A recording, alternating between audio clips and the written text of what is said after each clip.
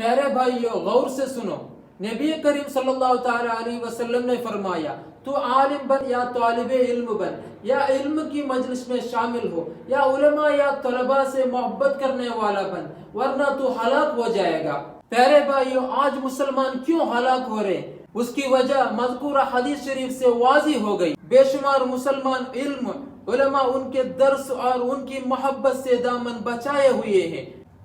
آج ضرورت اس بات کی ہے کہ اگر اپنے آپ کو ہلاکت سے بچانا چاہتے ہو تو علم کی مجلس میں شامل ہو، علماء اور طلباء سے محبت کرو، انشاءاللہ ہلاکت سے بچ جاؤ گے۔